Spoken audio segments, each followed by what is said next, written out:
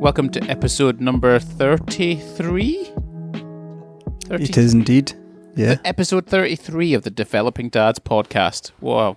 I mean, I should really be a bit more prepared, Neil, shouldn't I, with exactly what time or what episode we're on, but let's be honest, there's only about one listener listening to this. Well, there might not be. I mean, we're recording on a Monday, which is every Monday we launch this podcast, and we had pretty good downloads today. It was over 30 downloads in one day, which is it's pretty solid for us. Like, I know it's not Joe Rogan's probably 14 billion or whatever downloads in a day, but I'm quite proud of that. And we're approaching 2,000 total downloads on our wee podcast that we've been doing for 6-7 months or whatever it is.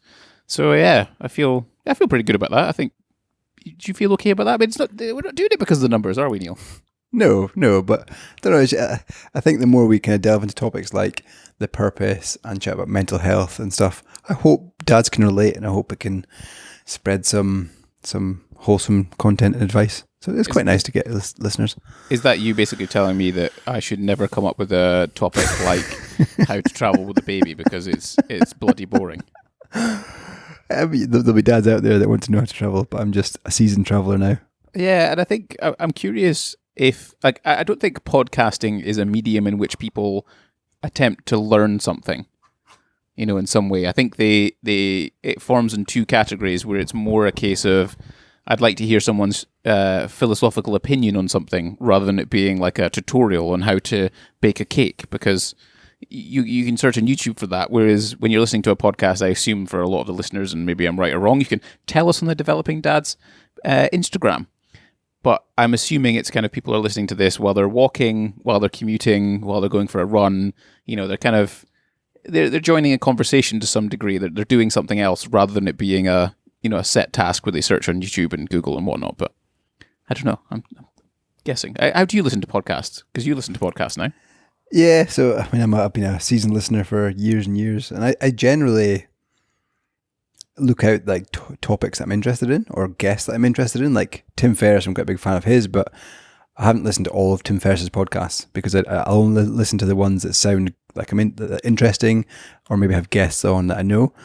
So yeah, it's a bit of both. I think it's a bit of research and find something, or just listen for the hell of it.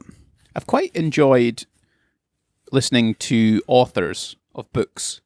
Yeah. Because not like an author, in a traditional sense, you wouldn't really know who they were. You might see a picture of them or like a cheesy headshot, or if you're a massive super fan, you would go to like Waterstones and get something signed or that kind of thing.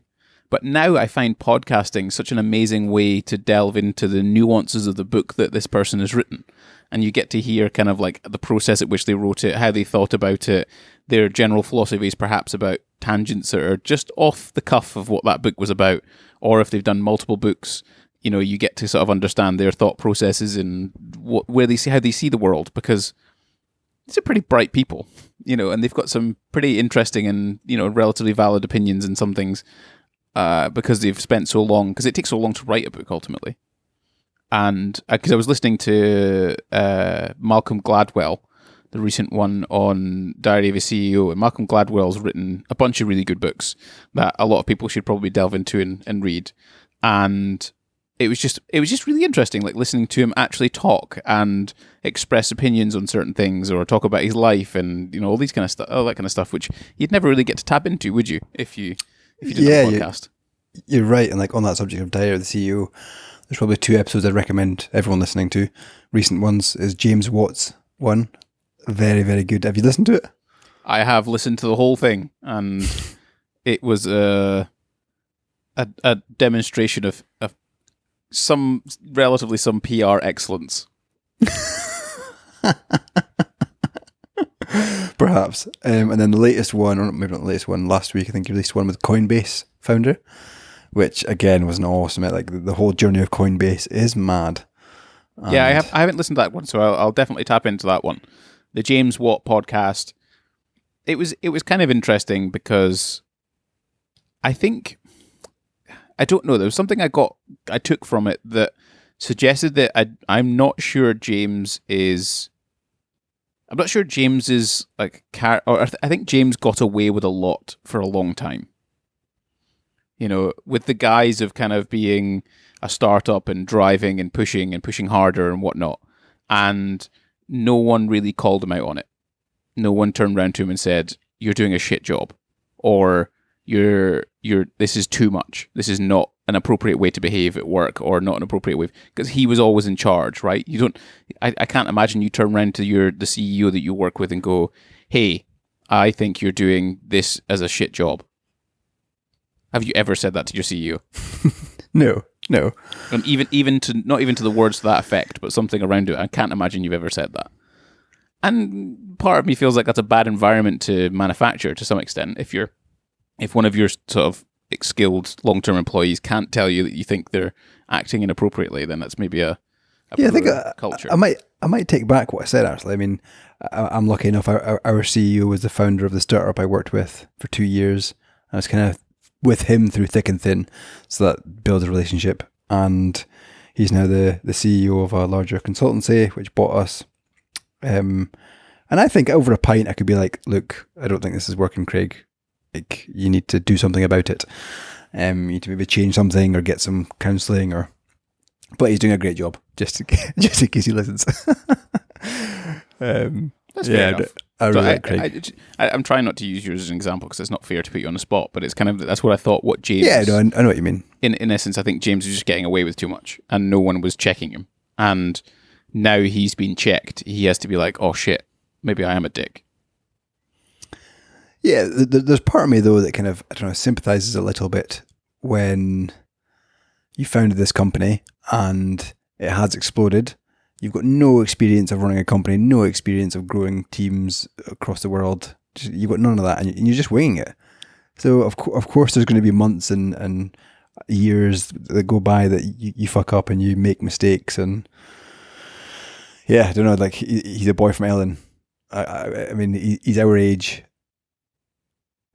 I'm sure if I created a company the size of Brewdog, there's definitely things that are going to be said and definitely things that I probably would have done that I regret and shouldn't have done, but learn from them.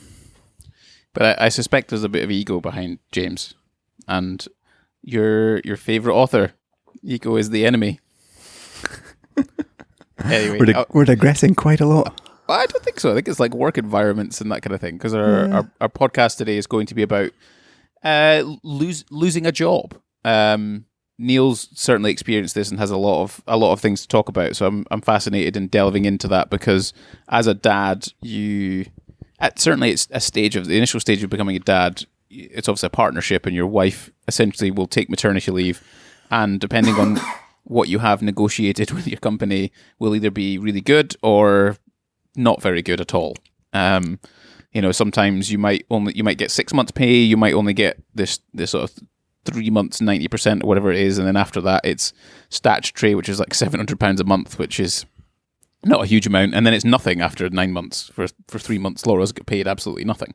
So I'm curious about how Neil experienced aspects of losing his job, what it was like, how he dealt with it, how he went about it, and then we can sort of get into ideas of like choosing new career options and, how to protect yourself if you are getting employed. Are there things you can talk about, interviewing for jobs, like, that kind of stuff. So I'm keen to explore that.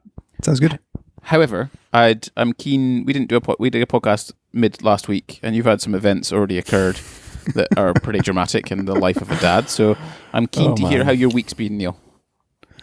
Been mad, and like I was almost. I'll be honest. I was almost like, I can't do this tonight.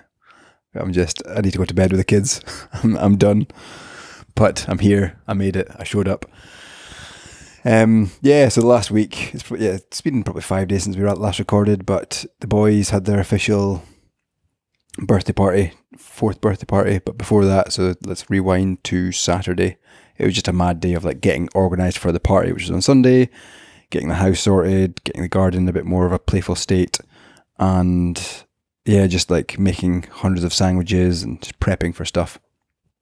And then Sunday came, we rented out a hall which is close to us and invited the whole nursery. So that entailed 30 kids coming with 30 dads and mums that I've never even seen, I've probably seen once or twice dropping off their kids, but definitely didn't know them by name. But it was great. Like, I got amazing presents, very grateful to have everyone come and share time with the boys. They had the best time ever. And then for a few kind of close family and friends, we invited them back for some lunch and drinks and stuff. And this is where the drama comes. So all the adults were downstairs, some kids were in the garden, some kids were upstairs, and we heard the screaming noise coming from my daughter who's 7, Isla. And the scream was just like something, there's definitely something happened. Like it was a crazy, crazy scream. So all parents got up off the sofa, ran upstairs, and was like, "Which kid is it?" Because there's maybe like 5 or 6 kids up there, and it turns out it was one of my boys, Ben. Had got his finger trapped in the door hinge, and in fact, like the little gap on the other side of the door where it just like, yeah, you got it cut there, and it was about half a centimeter down, and Rebecca actually had to pull it back up and like get it back together because it was hanging on by a millimeter. The surgeon said. So yeah, hope you're not having your breakfast. So yeah, it was very traumatic. Lots of blood, lots of kids screaming. Me and Rebecca just basically ran downstairs, got in the car. It was going to be a lot quicker than phoning an ambulance. So we drove to the hospital, which was 15 minutes away. Got to the A&E, and the A&E waiting room was like out the door, people standing, all seats taken, maybe about 40 seats. It was rammed. And Rebecca and I went straight to the desk and was like, "Look, my son's finger's hanging off. We can't wait here. We need to go." And thankfully, they took us seriously and just let us through. We got into bed within 5 minutes, consultant within 10. And yes, seen, assessed, x-rayed. Bone was cracked off. So in the x-ray, you can see the bone loose. And yeah, he got some painkillers, antibiotics, because they do that for infection, wrapped up with like a boxing glove thing. Got sent home last night. Miraculously slept like a trooper. Like, I don't know, it must have been just traumatized, but slept with Calpol, and this morning went in at 8 a.m. in the operating theatre by 9 a.m. General anaesthetic, an hour under, and his finger's now stitched up, bone back in place.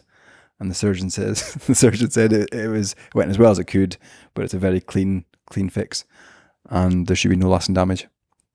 Wow. So within 24 hours of the incident, or less than 24 hours, 20 hours, he was A&E consultant, x-rayed, and operated on, general anaesthetic, home, had his lunch, and he's just back to kind of normal. I think the part with that type of thing, it's a case of speed is important because you've got to reattach stuff, right? And it's just a case of like getting it done. Oh dear, what a poor thing. I mean, yeah, you've had a hell of a time with those kids because you had Isla fall off a chair and break her collarbone or her arm pretty severely, and then you've had him cut half of his finger off. Isla had the same thing. Did she? When in the fire door, yeah. Goodness me. I just, yeah, like, and it's freak accidents. Like, it's not like I'm just not looking after the kids. Neil, we lived on a farm with industrial equipment and like scythes, like the big like grass cutting knives and stuff like that. And granted, you were battered and bruised because you just kept falling over all the time. But we didn't end up taking the fingers off. I did shut your finger at the door once. You had to go to hospital when I fell down some stairs and cracked my head open. But I guess we didn't lose a finger or anything. Yeah, I'm just like, see, we were driving to hospital, and I was like, if his finger's like just gone. Oh, he'll be all right. Like it's the end of his finger. Like it's still, he hasn't lost half of it, has he? No, but yeah. Anyway, he's now in like a big cast thing for a week. And that'll be cool because he'll go to school with it, and all his mates will be like, "Oh, that's cool! Like, look at that crazy thing you've got in your arm," So, now well. Anyway, that's my week. I'm just drained and just need some rest. How's your week been? How was my week? Try to think what I got up to be honest. It wasn't a huge amount. We had a barbecue on Saturday with some of David and Lise, my in-laws' friends. It was nice to meet them and chat to them. I think it was like a Foreign Office, Home Office. They knew each other from school, and they had some kids over and whatnot, and that was kind of interesting because they fostered 2 children from North London, and it was really fascinating to meet them. And we didn't really talk too much about it, but it was just kind of interesting. I don't think I've met any parents that have fostered children overall. And it was just amazing to meet them and amazing what they're doing in terms of raising these 2 girls, sisters, which were really lovely. That was nice. That was on Saturday. A little bit of walking and things on Sunday. So we're just kind of chilling out as a family, hanging out together, doing some bits and pieces. I was doing a bit of work, like working out some purpose stuff. In fact, like I was working out various business ideas that I potentially got, and how can I focus on them, and like look, because there's like three things, right? If you want to work it out, is how profitable is something, and how much time does it take, and that kind of works in a bit of a cycle or circle with it in itself. You know, the amount of time it takes you, and how much money you fundamentally making off the back of that. But then there's also the third, like, little trifecta thing, is the whole fun aspect. Like, do you actually enjoy doing it? And I have a never-ending amount of ideas when it comes to businesses and whatnot. You know, but I have to sit down and like work out, like, is this going to be profitable, and is it going to be fun? And if it is, should I do it? Should I target it? Should I come up with a system for it? All that kind of stuff. So I was doing that at the weekend. I was writing some YouTube video scripts, so I was looking at that. I found a piece of software which is pretty cool called Jasper.ai, which is a copywriting artificial intelligence thing where you give it like a title and a tone of voice. So it will basically, on certain things, it will come up with, for example, like Instagram caption, or it'll come up with like it'll edit your blog. So if you write a blog, it'll edit to make it a bit more interesting. But one of the things that I was quite keen to use it for was a YouTube hook and intro. So a hook is where you're trying to entice people into the video to watch the rest of it. And then you have the intro, which is obviously what you're going to fundamentally deliver on. And you give it that title, the YouTube video title, and then the tone of voice. And it spits out a hook and an introduction. And it's really good. Really That's good. That's mad. That is mad. So that was really cool. And I was playing around a little bit with that, I guess. And then I was just kind of like, I was trying to think of, I need to sit down and work out in a better way how I'm spending my time. Because that falls part of this profitability and time thing that I've been considering. And it's too easy when you work sort of as a freelancer, or you have your own business or whatever else, to kind of, I don't know, kick the can down the road a little bit, focus on other things, there's not much accountable beyond it being your client. So I was kind of looking at some stuff, and there's an app called Toggle. So Toggl. And Toggle's like a task management. You've probably heard of it. It's like a task tracking timer thing. So I've been using that to track my time. I'll be using that this week to track my time and see where I spend my time and what I'm doing and how I'm doing things. So that's a plan for this week, generally speaking. So that was kind of my weekend, I guess. And yeah, there wasn't much else. Today, I went off. There's a chap that helped me with some branding, during the pandemic, where he just helped me work out what's my mission statement, what are my values, you know, what kind of market do I target, all that kind of stuff. And basically I've kept in touch with him. He's a really nice guy called Friday. He used to own his own branding company and now works for another company doing some other things. And he's great. He's been really good. So we just had a chat about stuff, and he's having a baby soon as well. And I was telling him about the Developing Dads podcast. And Nice. We were just sort of chatting about that, I guess. That's basically the week gone already, which is a bit sad, but that's how it goes, I guess. Yeah, I mean, it's only Monday. We've still got a week ahead of us. Still got plenty of events to crack on with, that's for sure.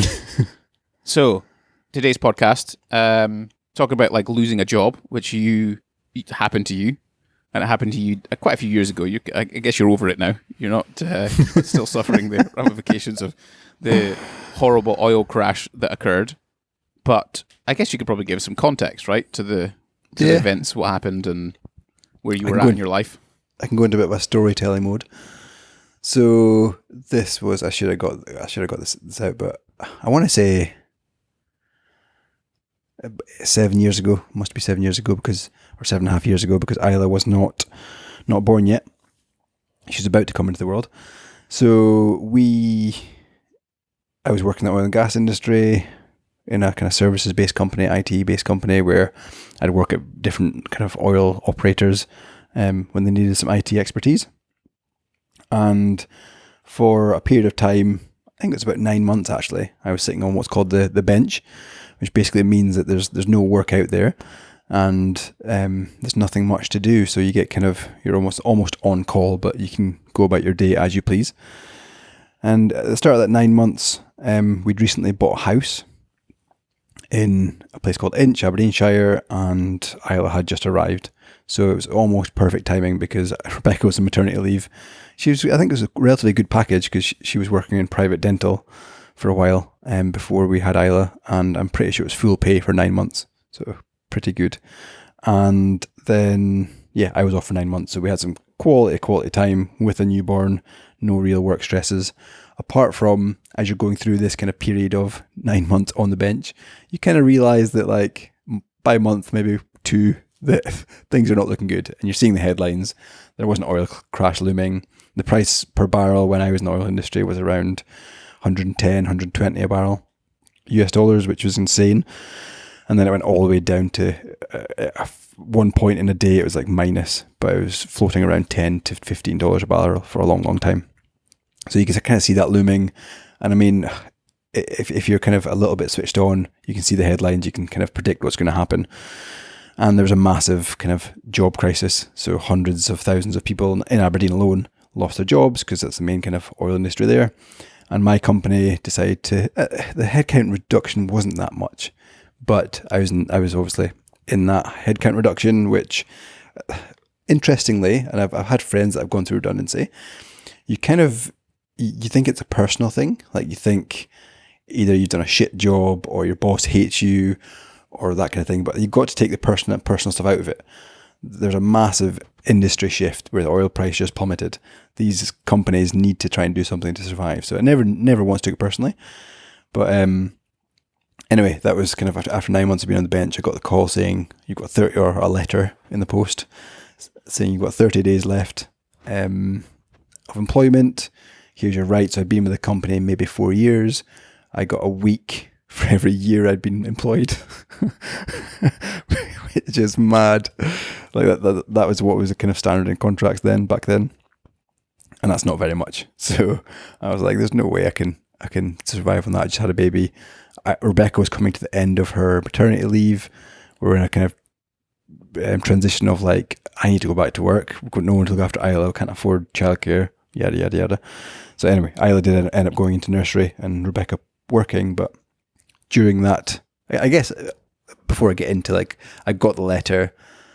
Any questions, Gordon, from you before I delve into like how I felt and the next 30 days, because that's kind of a critical time. I don't think so. I think it kind of all makes sense, right? It's kind of the oil price just went from hero to zero very, very quickly, and it's not unprecedented, and it happened recently, during the pandemic, right? So companies like that have to make a profit. But I guess it was, you say it wasn't personal. Was that because the company was actually so big, that these types of decisions, it's quite easy for your manager to be like, this isn't my decision, because it comes from like the top that you never ultimately see, right? So it's not like you were speaking to the CEO of whatever company you were working for and saying, sup, bruv, like, why? What's going on? Yeah. I mean, I think it was probably about 1,000 to 1,500 strong, the company I was working for. So not like global massive, but still pretty big. And I was at the bottom of the food chain. Yeah, like during that 9 months, you obviously knew something was happening. So what were you doing? Like, were you just kind of like, screw it, slippers on, robe on, I'm chilling, I'm getting paid for this? Or were you like, crap, right? What am I going to do? How am I going to do it? And what was your thought process around that? So there was definitely parts of me like a bit uneasy about the whole thing, and maybe 9 months completely off is a bit over exaggerated. I think I probably worked a few weeks in that 9 months, so there's like ad hoc little bits of work I'd get involved in. But there was definitely times where I'd get my CV ready. I kind of knew it was going to happen, but in terms of applying for jobs, I just kind of was trying to write it out and see how it went. But I was definitely ready to push the button if I wanted to, so my CV was primed and ready.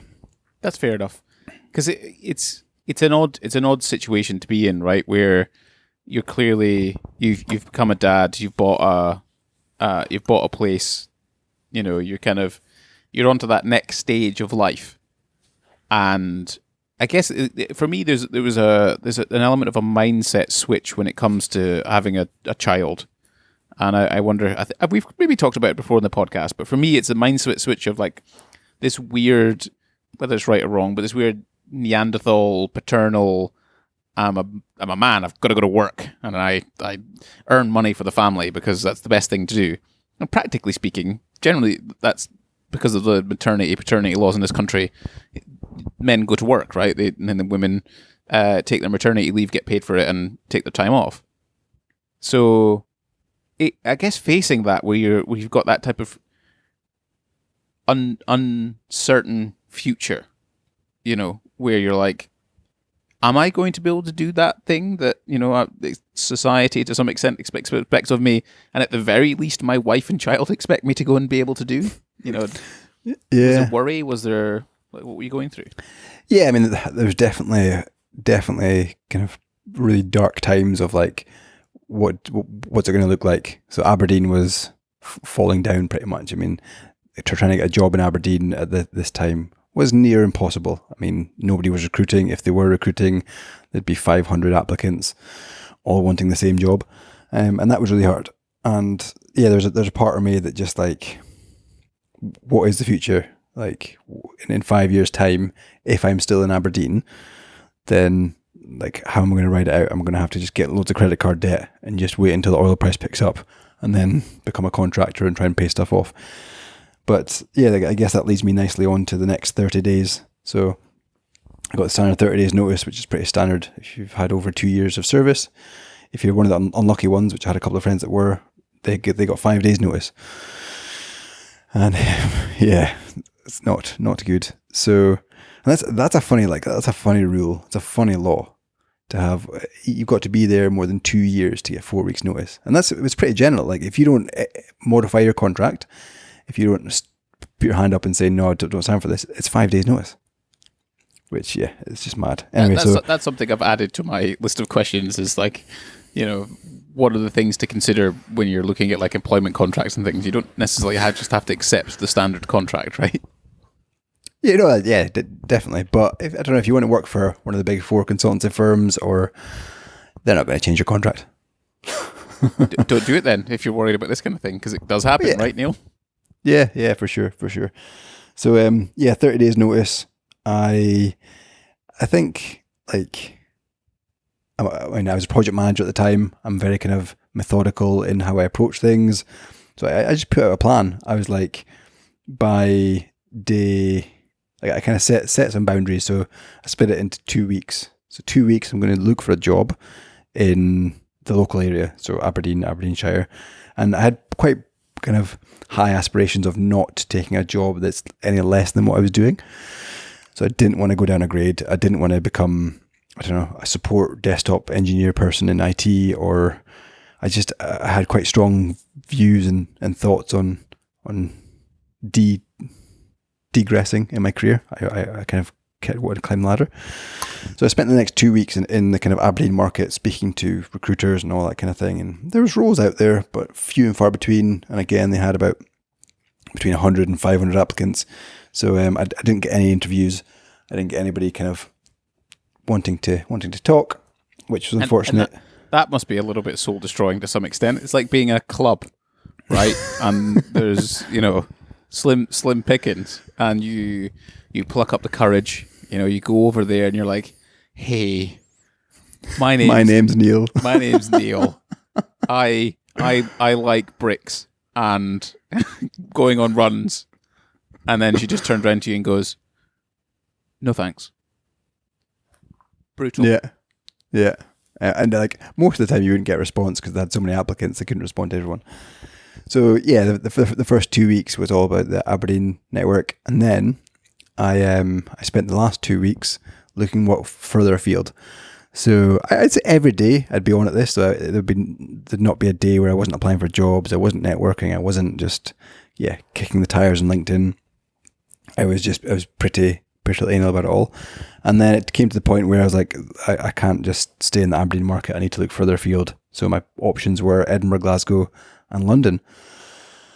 So I looked in Edinburgh first of all, and I remembered like doing countless drives down just for that one coffee, just to meet a recruiter or to meet somebody that's maybe got a job, and then drive back up. So that was like a 4 hour 3 hours down, 3 hours up, 6 hour round trip just for that one coffee, and it could have led to a job. So again, pretty desperate, and had my eyes set on a role that it was either the same or a promotion. And eventually, after doing that multiple times, applying for various jobs in London and Edinburgh and in Glasgow, I got a job in Edinburgh, and this was actually day 29 of my my redundancy, and I almost saw the dark cloud kind of progressing with no paycheck, and it was quite a scary time. But I remember it vividly, like when I got the call and I got the job. I was actually driving down to Edinburgh. It was day 29, driving back down to Edinburgh for another interview for a company. And my phone rang on the hands-free in the car, and I was almost halfway down to Edinburgh.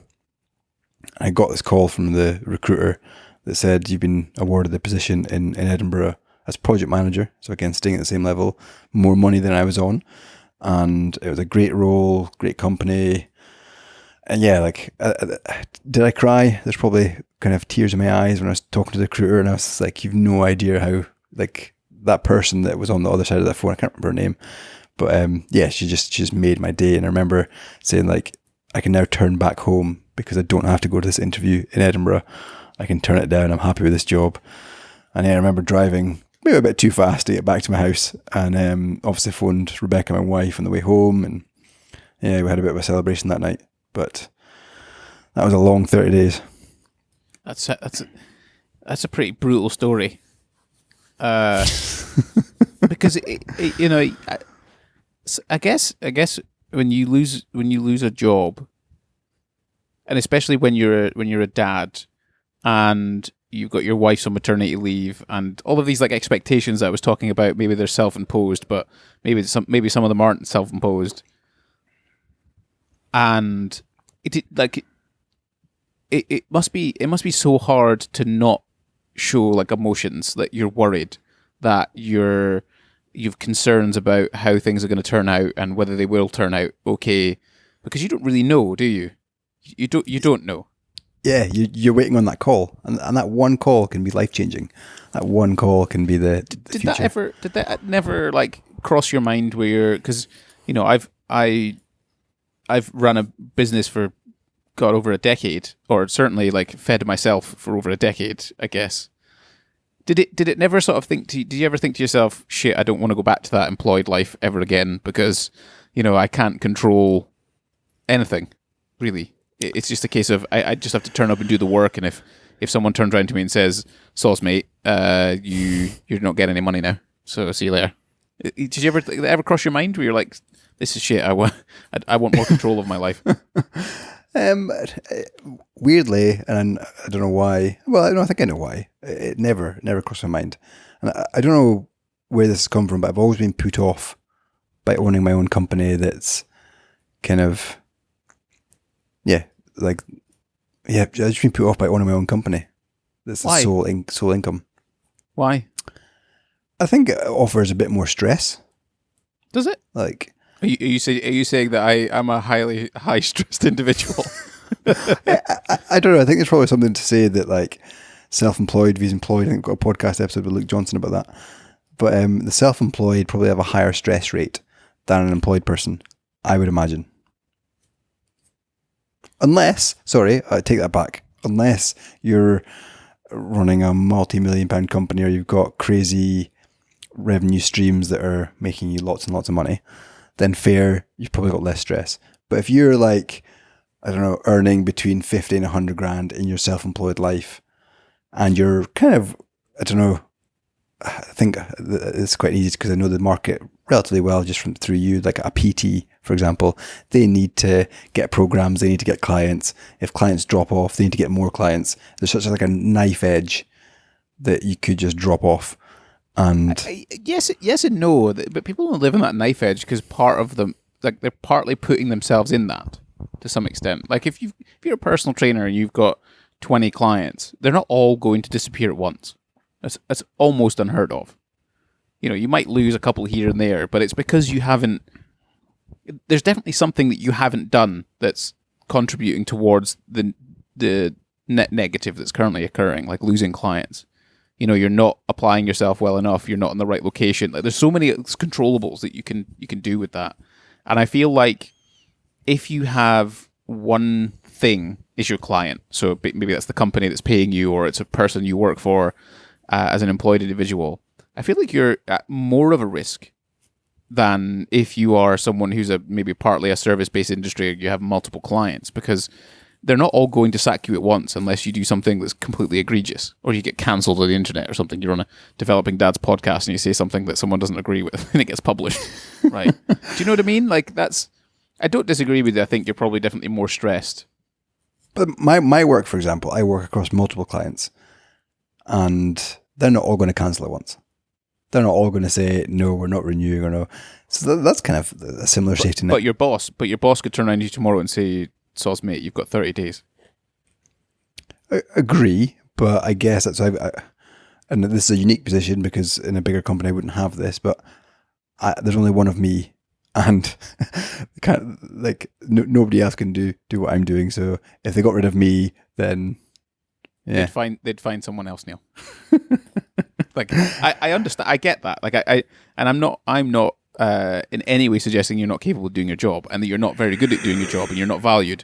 I guess what I'm getting at is, like, there's a sense of safety in employment when we've already discussed that if you were under 2 years and you were going through a redundancy period, you got 5 days pay. Yeah. Which is, that's heinous. Like, you spent 23 months of your life adding an extra 10 hours here or there per week. Maybe you've got up early for something. Maybe you answered an email on a Saturday. All these kind of things. It means nothing. It's mad. If suddenly... That's a legal limit. Friggin' Saudi Arabia decides to pump more oil. And it crashes because there's too much supply and not enough demand. Like, to me, that's kind of like, I don't know. Yeah. But interestingly, it never crossed my mind. Yeah, I'd take the stress of being self-employed, where I ultimately have so much control over where my actions ultimately take me. You know, and I'm answerable to those because I've got clients, but I'm not answerable to someone who might just dislike me because they're my boss. Do you know what I mean?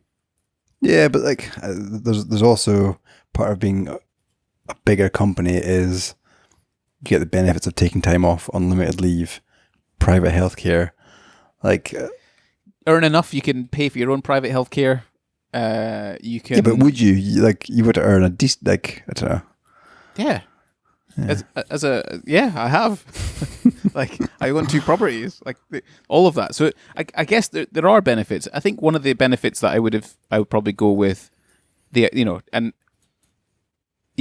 one of the benefits of, like, this isn't necessarily an employed versus self-employed episode of podcast, but I would say one of the huge benefits of being employed is working with a team, like people. You know, this Malcolm Gladwell podcast that I was talking about at the start of this podcast in particular, he just kind of went into this idea of the generation that, you know, gets up in their pants and answers emails and goes to work, which seems like it's just such an odd thing to do. Like, you know, what are you doing, man? Like, how is that how is that purpose of life, you know?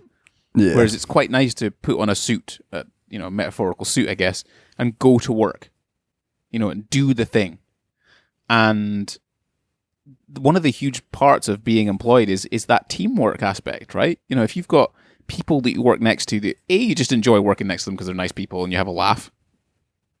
But you also, like, it's difficult to achieve things when you're on your own, or achieve like large impact, because the more you spread yourself, the less of an expert you become in certain things, and the less confident you ultimately are at certain aspects of a business, which can positively contribute towards the bottom line, or the feeling that the customer gets at the end of it, or the product that's created, or the way it's created, and even the progression in terms of yourself. You know, the feedback that you get from employees or other colleagues, where they're like, "Hey, have you thought about changing this? Have you thought about adding that?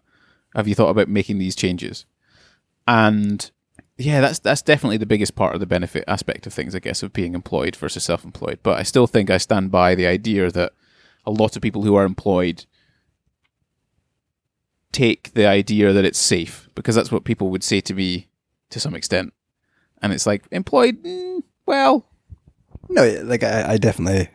safe's not the right word. But I know I'm pretty confident, especially now I'm down here, if we can get back to the story, that I can get a job relatively quickly. Like, I've got Glasgow, I've got Edinburgh, which is kind of crazy amount of different industries in Edinburgh. not just oil, which is the Aberdeen kind of issue. So yeah, if I had lost my job, then I'm pretty confident I could get a new one. Did you think about like a career change? So, did you think about doing something else, or were you just like, nah, mate, head down, got kids, got a mortgage, need to get a job?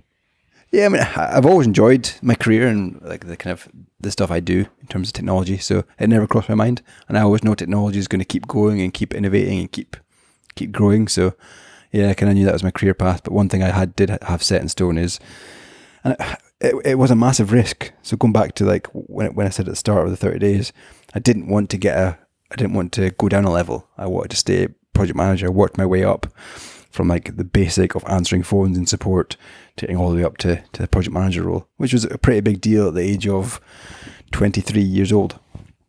But when I got the kind of call, I've got a job in Edinburgh, I had nowhere to live. I had no idea how much rent was. I had no idea where I'd stay. I had friends down here, but they were out further away from the office, and it was logistics were a bit of a nightmare. So I had to plan all that out. And so Rebecca went back to work.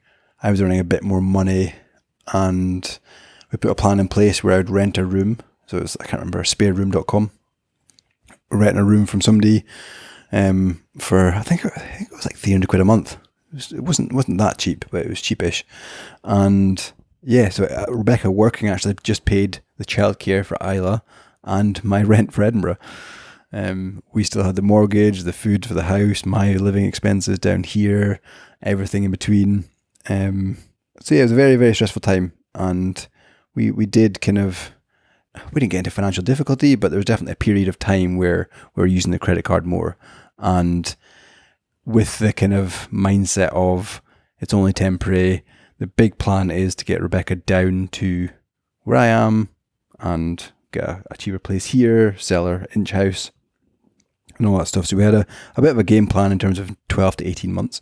So for the next 12 months, I travel down to Edinburgh Monday to Friday on the train every week, which was mad. Like that was so expensive. I think it was like £500 a month on trains just to get down and up. I feel some level of sympathy, but that's about how much it would cost for someone in London to use the train network.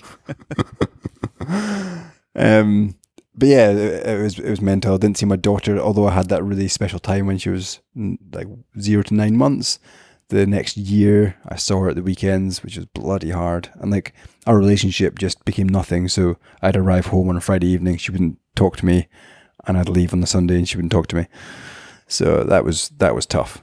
Now I can't get rid of her. Now she's like my second shadow, which I absolutely love. But yeah, it was a really testing time, and that's when I took up running. So 7.5 years I've been running, and so that was a coping mechanism. Rather than take to the Tennant Super T, you were like, I'm going to put my trainers on and go for a run.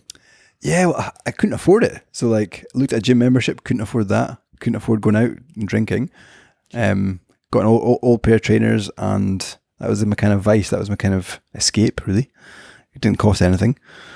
There's part of this, and I go back to the idea of kind of being employed versus self-employed, and both of them come with obviously their positives and negatives and difficulties. But I guess there must have been things at that time, prior to that time, that you maybe would have reconsidered, or would you have changed, or would you have taken a different approach to ensure that if shit hits the fan, which it did ultimately, $110 a barrel to like $10 a barrel, that's a ridiculous, unprecedented reduction, which you couldn't have foreseen, but you could ultimately be prepared for, right? The bomb bunker that you've created in the garden just in case the Nazis invade, or you know what I'm getting at. Like, it's kind of, do you think you could have better prepared yourself for a possibility like that? I think the best preparation would have been moving away from Aberdeen, because the IT job market in Aberdeen is just oil and gas. There's no other industry you can work in if you want to go IT and oil and gas. So yeah, move out of Edinburgh, or move out of Aberdeen. But looking back, it was a stupid idea. Like, well, not a stupid idea, but I can't believe I did it. Like, I had nowhere to stay. I didn't really have much money. We had no kind of savings. We just bought the house. All our savings went into the house, and no cash in the bank. I had to rent a place down in Edinburgh. Like, it was just looking back, I'm just like, what drove me to make that decision? Like, why didn't I just get a desktop engineer job and stay in Aberdeen? That would be the easiest solution. Yeah, I guess it would have been, but then you'd already set your carpet out. You'd already set your red carpet out where you were like, these are the things I want to do, these are the things I don't want to do. And quite frankly, even in a state of adversity, there's a certain point where I think you still need to stick to some of your guns. Like you still had, like, I remember having a conversation with you when this all happened, and I said to you that at the end of the day, Neil, your mortgage will be paid. Like there's no one going to be like repossessing your house or anything, right?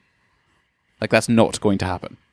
So because that's the hard part, I guess, about like losing a job, is where you get into this sense of like it's a paycheck every month and I'm earning money and it comes in, and the worst thing that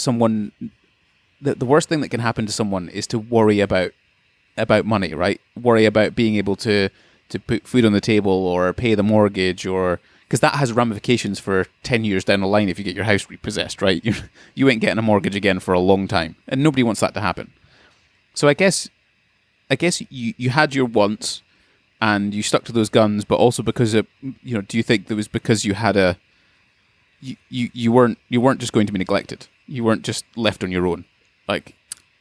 Yeah, and I think it comes into the risks I've taken as well with joining a startup, is that, and I've expressed this in other podcasts, but I've got a supportive family, I've got a supportive family both ways, and I can also rely on food banks. Like, I can get a mortgage break for 3 months. There's options there if things don't work out. So I've always kind of been quite a risk taker, I guess. And knowing that I've got that support, but interestingly, you used that keyword adversity, and I'm just trying to find it because I actually wrote an article that got printed in the Scotsman, which was random in 2015. When I went through all this thing, I was sitting on the bus, actually commuting back from a house I was staying at. I've stayed in some horrendous houses or flats in Edinburgh, just going through sparerooms.com. With crazy, that's another episode, crazy stories. But anyway, I started writing this article, and I can share my screen, and this might actually work with the YouTube video. So we'll see how this works out. Anyway, so yeah, I wrote this article in 2015. This is not the Scotsman published version, but you can see it here. And I'll read a little bit out of it. I won't go in, but adversity is an interesting word, and in my opinion, can be taken two different ways. You can either think it's the end of the world, the situation you're in cannot get any worse, and you dwell on what's happening, you find it hard to move on, or you take the situation as a challenge. No matter what you're faced with, you make your mission to overcome it. And in September 2015, at the age of 24, lost my job, as well as lots of other, and the article goes into my kind of how I did it, how I worked out the 4 weeks, looking at different jobs in Edinburgh, Glasgow, and then some takeaway tips. So stop hamster wheeling around in your head the bad news and rejection you'll ultimately face when applying for the jobs. Network the hell out of your network. So LinkedIn has been absolutely priceless and still is to this day. Like, I still connect with as many people as I can, still talk to as many people as I can on LinkedIn. Face-to-face is always a big thing. So I used to drive down for a 1 hour coffee to Edinburgh. Write down your plan of action. How are you going to get out of this situation? What are you doing to get that dream job? Plan your day. You shouldn't be ashamed. So that was another big thing. Like, people, especially in the oil industry, people think, oh, I lost my job, must mean I'm shit at my job, must mean I'm worthless and that kind of thing. But 10,000 people lost their job since 2013, and just stay motivated. Use this opportunity to find a new and exciting role. This is a new chapter in your life, and you have control. That's a really interesting thing. You wrote that on your phone, didn't you? And it got picked up by a Scotsman journalist, and they published it, which is pretty cool actually, and pretty amazing. But I guess I've got two questions off the back of that. We are the Developing Dads podcast, so it is about us having kids and all that jazz. Do you think you perhaps would have had the similar attitude if you were unencumbered? You didn't have a wife, you didn't have a mortgage, you didn't have a kid to provide for, and I don't know, but I perhaps think that having a child and a wife and being that provider thing that you needed to do probably drove you pretty hard, if compared to someone who didn't have that. Yeah, no, I think you're probably right. I think it definitely is a motivation to get up in the morning. And it's definitely a motivation to keep progressing, because I knew, like, if I went down a level, and we're talking a substantial amount of salary as well to go down from project manager to desktop support person, that, like, to try and get back up on that ladder on that kind of project management salary would have been a lot of work, would have been a lot of years, especially with the downturn in oil. And I just wasn't interested in that because, again, money is not everything, but you need a relative amount of money to survive and to enjoy life. And for me, sitting at a desktop engineer with a kid and a wife that I wanted to support wasn't going to cut it. So, and like for the next year of being that project manager in Edinburgh, we weren't living a lavish lifestyle. We were racking up some debt and trying to pay a mortgage and pay some rent. And that was a miserable time. Well, not a miserable time, but it was a hard time. But we saw the bigger picture. We knew that Rebecca was going to come down here eventually when things settled down, and I can't remember the reasons why we kind of paused it. Maybe just to sort ourselves out a little bit, or make sure the job was actually set in stone. But yeah, so we kind of knew the bigger picture, so we're willing to take that hit in terms of a bit of credit card debt. And then we sold our inch house. We moved down to a place called Rosyth, got a really cheap flat there for 3 years actually. And when I say cheap, it was like $450, $500 a month. And we were in a better place. Like, I was still earning my project manager salary. Rebecca didn't have to work, and now, like, I'm loving life. Because so much of this, to some extent, is there's obviously a lot of like sadness, and you don't want to make it personal, but there still creeps in, right? When you lose a job, there's still a personal element to all of this.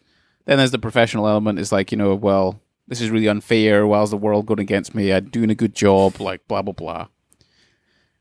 But it all works out. Do you know what I mean? Like, it's not like it's temporary. If, again, you take that type of attitude that you've taken where you're like, look, I've got a kid and I need to provide for this family and I need to do what I need to do.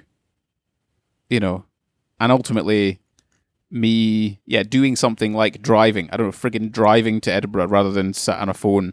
It's not a very smart thing to do when you could have just had a telephone conversation. But it feels like I'm trying to do something. I'm trying to make something happen, I guess, rather than it being just a case of I'm taking the easy route or the less physical route to do something. Yeah, so part of that, like, traveling was this was obviously very pre-COVID, pre-remote working, really. Like, to be taken seriously and to be like, I would work in Edinburgh. I don't mind moving to Edinburgh, because I was an inch trying to sell myself to a recruiter saying, yeah, I'll move to Edinburgh. The only way I could sell myself is if I drove down for that coffee. Like, I don't think they would have taken my word for it or taken my position. But also, like, I don't know, if you get stuck in a bit of a rut, and we've talked about this in various episodes in terms of like the seasons you go through in life, that was definitely a season which lasted a hell of a long time. But think of the long game. Like, think of the decisions you're making. I could have went desktop engineer. I could have probably got a job pretty quickly. That immediate stress would have gone, but I would be earning like 50% less. And that's not what I wanted to do. But if you had your end goal in mind, like, Edinburgh would be a pretty good place to live. It's out the market of oil and gas. It's got various markets. I could travel to Glasgow if I wanted. It's only 45 minutes away. I've got 2 major cities. I've got the capital. Like, all that, and like even for Isla now and the boys, it's so much better down here. So, like, thinking the long game through adversity and through a really shit time is important, because if you make a rash decision like taking a step down or getting a job that you get at Tesco, then you'll be stuck in that job for 5 years. It's sticking a plaster in a leaky pipe. Exactly. You need to buy yourself a new plumbing system. Yeah. So part of you, I guess, it's kind of like. Yeah, but then, there was an element of the fact that you were able to do that, and you were willing to do it, I guess, is also the part of it. So it's just, I remember, like, putting fuel down to Edinburgh on a credit card, because we didn't have money for it. I was like, I'm willing to take that gamble. It's like betting your chips in the right place that it'll work out. And the funny thing is, these types of stories are only really heard when people turn their company into a unicorn and it becomes $1 billion. Like James Watt talking about the difficulties that he went through, which I'm sure they did. I'm absolutely sure they did. But I can tell you there's dads, and I'll just say dads, but families across the UK that have had to do what you had to do in terms of, like, putting fuel on a credit card because I'm trying to get a job. Oh, absolutely. and no one hears those stories. No one really wants to listen to him unless Neil started $1 billion company, which is kind of nonsense. So I'm genuinely glad we've had this podcast and had a chat about it, because I think it's a story that I'm sure Isla, Olivia, and Ben and Lewis will love to listen to about what their dad did and what they went through. Yeah, no, I think it's a solid, and I think most people within their working career, if you're not self-employed, will probably go through some round of redundancy, some reorg, some restructure that you'll need to reevaluate your job. And try I was asking you about, what did you do, I guess, from or what would you change? And I think there's probably 2 or 3 things that I would seriously consider doing if it was to lose a job or whatever else. But one of the first ones is to you don't have to accept the contract they initially give you. I get it that you said, all these consultancy firms, they won't change the contract. There's no harm in asking. Yeah. Absolutely no harm in asking. There's no hey, I don't like this 1 week notice period. I want 3 months or 4 months or 5 months or whatever it potentially might be. There's no harm in negotiating, because at the end of the day, they've offered you the job because they think you're the right candidate. I'm sure there's another 200 or 300 people they've interviewed, but if they think you're the right candidate, there's got to be a little bit of a push and shove, and to let you in, not just from a salary perspective. That protects you as well, so then you get at least 3 months notice of pay, so you can have that foundation to continue to fight for a job that you actually want, rather than, like you say, going down to a desk energy because you need the work.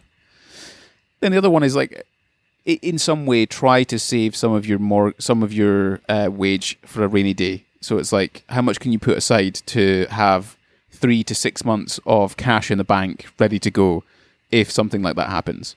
Because again, the worst thing that can happen is you worry about feeding your kid or paying your mortgage or whatever else. And I'm very confident that someone can find a job in the space of a month, generally speaking, or within 2 or 3 months, generally speaking, for most roles, or enough to be able to pay all those things. So by having some money in the bank, it just gives you that little bit of security and that foundation to be cool, I can do this. Everything's fine. No one's going to be out in the rain anytime soon. And then the third one, I guess, is consider that time a moment to pause. If you can, if you've got those 2 things in place where you're able to be hey, was this thing working for me? Was it the thing that I actually really loved? Or, was I spending too much time, working, doing that thing, spending less time with the family, doing the stuff that really matters? And could I take a pay cut and do something else that, just helps me do the bills and whatever else? But now my 10 years as a dad or whatever else till the kids grow up and go to school, maybe that's my purpose. Maybe that's the thing that I should be actually investing most of my time in. And if it costs me 50 grand in a salary, then c'est la vie, and I can still pay my mortgage and all that. Do you know what I mean? That's solid. That's solid advice. You don't get many times in your life to be able to pause and actually think about, shit, is this actually what I want? Yeah. No, I think I like those 3 takeaways. Glorious. What a smashing podcast. I've enjoyed this one today. I hope you enjoyed it was good. Again. No, I did enjoy it. Well, that is the end of episode 33, unless Neil has any wisdom, knowledge, bestowing things, but based on his YouTube gaze, it doesn't look like he's got anything else to say. Nothing. I'm ready for my bed. As soon as we click stop, I'm going to bed. Glorious. Well, I just want to say thank you very much to the 2.5 listeners that have managed to make their way to the end of episode 33 of the Developing Dads podcast. As always, we are across all platforms, so you could be listening to this on Apple Podcast, Google Podcast, whoever listens to a Google Podcast, who knows, Spotify, which is the king of podcasts, I believe. Also, we have our YouTube channel, Developing Dads Podcast. Just check it out. You can see our lovely faces if you want to listen to it. It's still in this wonderful, lovely sound that we have in this setup, but it's just, you can see our faces and our reactions to everything. We also have our Instagram, so if you have any questions, queries, comments, thoughts, hate, maybe not hate, nobody likes hate, jokes, dad jokes would be good. We should do a podcast about dad jokes. That'd be hilarious. Join us on Developing Dads on Instagram, and we can converse and chat on there. Neil will eventually get round to posting a reel, I'm sure, at some stage, But for now, you just have to wait because he's just titillating us with an idea of a reel potentially. But either way, again, thanks very much for joining us on episode number 33 of the Developing Dads podcast, and we'll see you next week. Cheers. Thank you. Goodbye.